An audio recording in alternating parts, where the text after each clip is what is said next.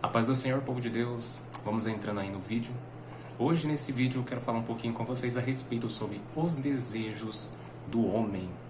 Amém? Se você ama a palavra de Deus, permanece aí no vídeo. E abra comigo a sua Bíblia em Lucas, capítulo de número 4.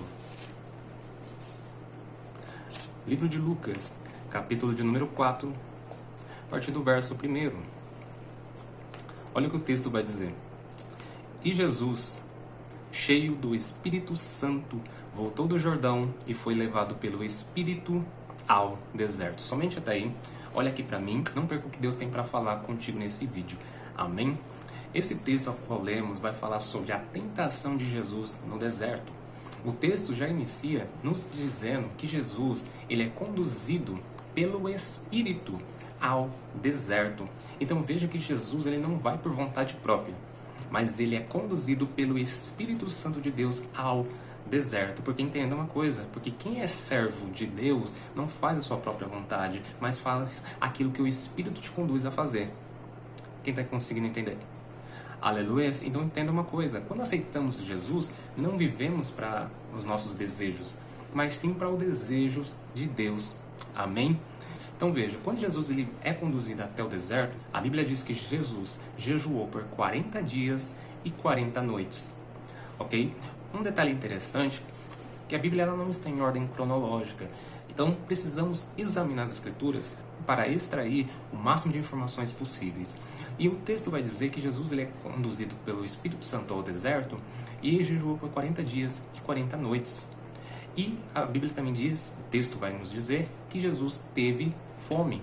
Tudo nos indica que Jesus, após os 40 dias e 40 noites, sentiu fome, porque a tendência, o normal de uma pessoa sentir fome é após ficar horas sem comer. Amém? Então vem comigo. Então quando Jesus ele foi conduzido pelo Espírito Santo ao deserto e jejuou 40 dias e 40 noites, no final desses 40 dias e 40 noites, ele sentiu fome, ou seja, sentiu necessidade de ser alimentado. O corpo dele já estava enfraquecido, ou seja, Jesus estava passando necessidade. Qual é a necessidade? De ser alimentado. E quando Jesus teve fome, a Bíblia vai dizer que o diabo apareceu. Então compreenda uma coisa, o diabo ele sempre vai aparecer no momento de necessidade. Veja se não é dessa maneira. Toda vez que aparece uma necessidade, alguém atribulado vem até você para falar mal de você, falar, cadê o seu Deus? Olha a situação que você está. Nunca é para ajudar, mas sempre para te colocar para baixo. É assim ou não é? Porque entenda uma coisa, sempre quando aparece a necessidade, o diabo aparece. Mas veja uma coisa, quando Jesus ele sentiu fome, o desejo de se alimentar, porque ele passou tanto tempo sem comer, o inimigo ele vem com a primeira proposta. Qual? Transforme essas pedras em pães. Por quê? Porque o diabo ele conhece o que você precisa, ele conhece a sua necessidade. E qual é o papel do diabo nessa questão? Potencializar o desejo que está dentro do teu coração. Porque quando Jesus sentiu fome, que partiu dele mesmo, o inimigo aproveitou essa necessidade para fazer com que Jesus pecasse. Mas Jesus venceu o diabo não é pelas forças dele, mas Jesus venceu usando a palavra de Deus. Então entenda uma coisa, a única forma de vencer as tentações e os maus desejos provenientes do homem é usando a palavra de Deus, porque a Bíblia vai dizer que a palavra de Deus é como espada de dois gumes. A Bíblia nos compara que a palavra de Deus é como espada.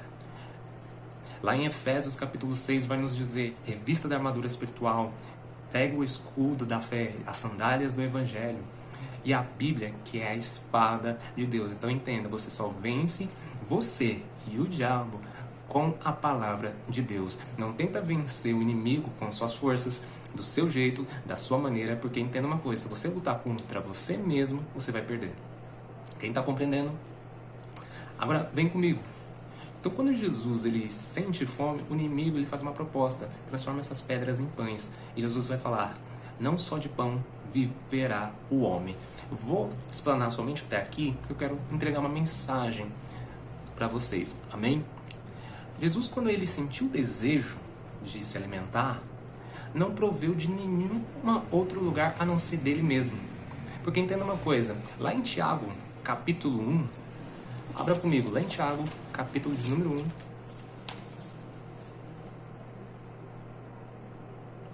verso de número 13. Olha o texto.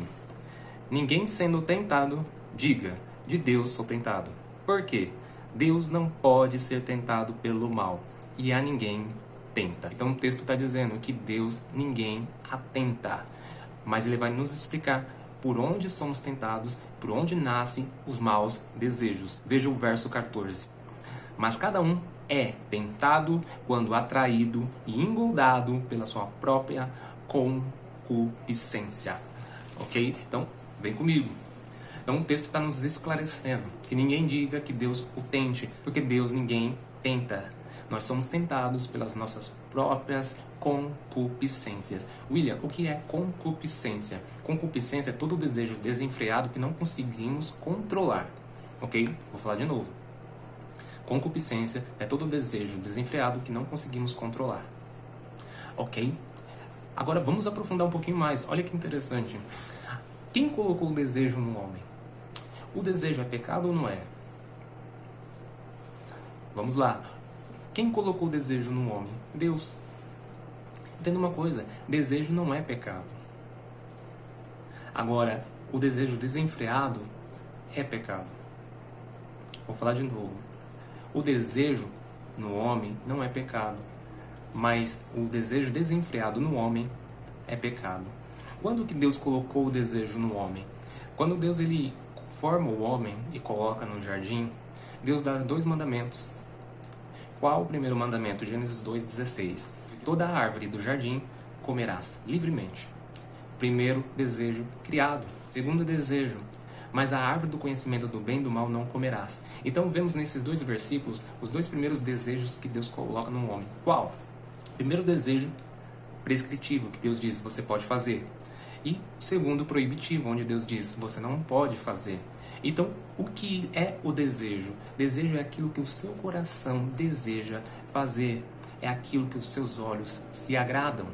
Ok? Tanto pendente para o bem, como também pendente para o mal. Ok?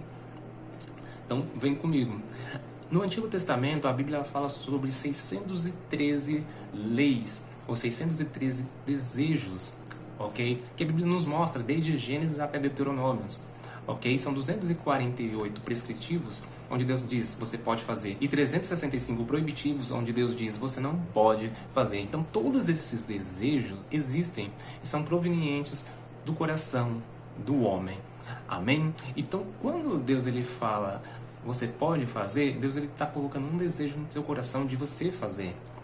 Porém, tem desejos que Deus fala, não faça. Por quê? Porque Deus sabe a consequência, Deus ele sabe o que vai acontecer. Ele fala e te dá instrução, não faça, ok?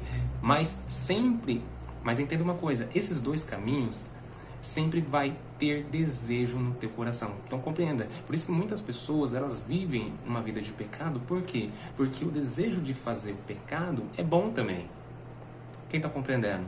Só que poucas pessoas sabem sobre as consequências. Por isso que alguns mandamentos Deus fala, você pode fazer. Outros Deus fala, não pode fazer. Porque apesar do desejo ser bom, ser agradável, a consequência é ruim. Quem está compreendendo? Agora veja bem, quando o desejo nasce em nosso coração, cabe a nós dominar, não a Deus. Ok? Abra comigo em Gênesis capítulo de número 4. Gênesis capítulo de número 4.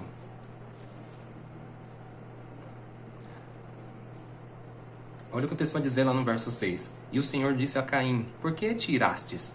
E por que descaiu o teu semblante? Se bem fizeres, não é certo que serás aceito? E se não fizeres bem, o pecado jaz à porta, e sobre ti será o seu desejo, mas sobre eles deves dominar. Olha o que Deus está nos revelando aqui. Que o desejo nasceu no coração do homem. E quando o desejo ele nasce, no caso de Caim, foi um desejo para o mal. E Deus ele fala, por que caíste os teus semblantes? Se fizer o que é certo, não vai ser aceito? Ou seja, ele está falando, estou te dando uma outra chance. Sempre tem uma nova chance. Então compreenda uma coisa, sempre terá uma nova chance. Mas compreenda algo, a consequência não tem como ser tirada. Porque a consequência é maior do que o prazer do que ela gera. Grave isso. A consequência é maior do que o prazer do que ela gera. Ok? E Deus aqui nos ensina que cabe ao homem, não a Deus, mas ao homem dominar sobre os desejos. Amém? Talvez você que está me ouvindo, dentro de você brotou um desejo pendente para o mal, mas Deus está dizendo através dessa palavra, assim como disse para Caim, cabe a você dominar sobre esse desejo. Que Deus te dê força, sabedoria, paciência e domínio próprio. Em nome de Jesus, Deus te abençoe.